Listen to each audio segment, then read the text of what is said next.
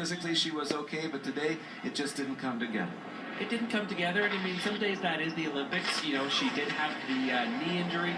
She rushed back from that. You know, I don't know if that played into it a lot. I think the real issue is she was sick all week, and she had some mystery infection, I think I heard her call it, that, you know, she just didn't feel well, and she wasn't able to train. She wasn't able to practice.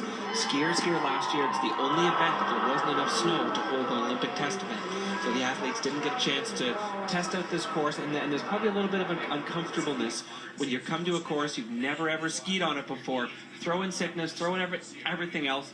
From hearing her talk afterwards, you know, she seems okay with it, realizing it's a one day, able to have some perspective, but it's still going to be tough when it's the first time ski slopestyle's ever been in the Olympics. Kim Lamar of Lac Beauport, Quebec, was a medalist today, nearly a silver medalist. She did come away with the bronze, but boy, did she put a good run in. Second time around, last chance in the final, and nearly pushed herself into the second spot. Yeah, that was really cool to see, because a lot of the women have been struggling on speed. They hadn't even been making it to the bottom with going off the jumps.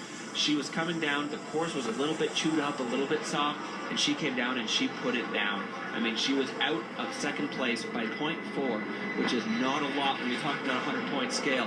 Great to see her on the podium, and great to see that resolve. I love seeing someone when it's all on the line. This is what I got to do. Put it down. Kim put it down.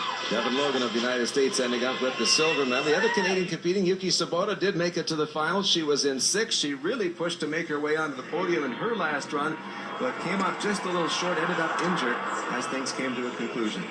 Yeah, she was coming in slow. She knew she was slow coming into that last jump. Wanted to try and get a 900 in, 2.5 revolutions. Tried to just crank it on takeoff, get it going.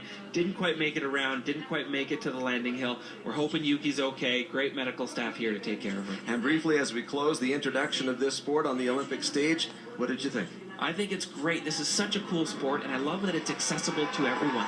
You go to ski hills, you see terrain parks, you see rails. Anyone can go and do this on a smaller scale, of course, rather than these massive jumps.